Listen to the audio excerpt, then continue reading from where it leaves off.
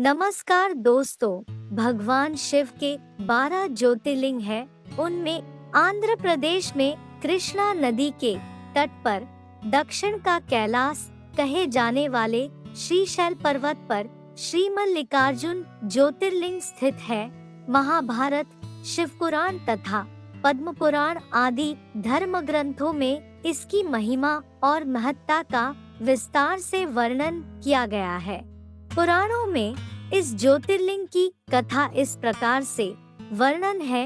एक समय की बात है, भगवान शंकर जी के दोनों पुत्र श्री गणेश और श्री कार्तिकेय स्वामी विवाह के लिए परस्पर झगड़ने लगे। प्रत्येक का आग्रह था कि पहले मेरा विवाह किया जाए। उन्हें लड़ते झगड़ते देखकर भगवान शंकर और माँ भवानी ने कहा, तुम लोगों में से जो पहले पूरी पृथ्वी का चक्कर लगाकर यहाँ वापस लौट आएगा, उसी का विवाह पहले किया जाएगा।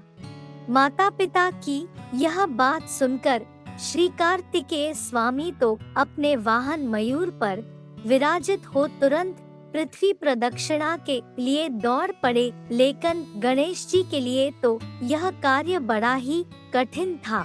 एक तो उनकी काया स्थूल थी, दूसरे उनका वाहन भी मूषक चूहा था। भला वे दौड़ में स्वामी कार्तिकेय की बराबरी किस प्रकार कर पाते। लेकिन उनकी काया जितनी स्थूल थी, बुद्धि उसी के अनुपात में सूक्ष्म और तीक्ष्ण थी।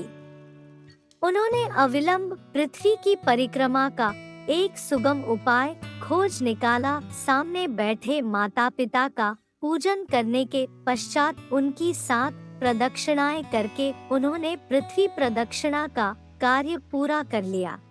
पूरी पृथ्वी का चक्कर लगाकर स्वामी कार्तिकेय जब तक लौटे तब तक गणेश जी का सिद्धि और बुद्धि नाम वाली 2 कन्याओं के साथ विवाह हो चुका था और उन्हें क्षेम तथा लाभ नामक 2 पुत्र भी प्राप्त हो चुके थे। यह सब देखकर स्वामी कार्तिकेय अत्यंत रुष्ट होकर क्रौच पर्वत पर चले गए। माता पार्वती वहां उन्हें मनाने पहुंची। पीछे शंकर भगवान वहां पहुंचकर ज्योतिर्लिंग के रूप में प्रकट हुए और तब से मल्लिकार्जुन ज्योतिर्लिंग के नाम से प्रख्यात हुए।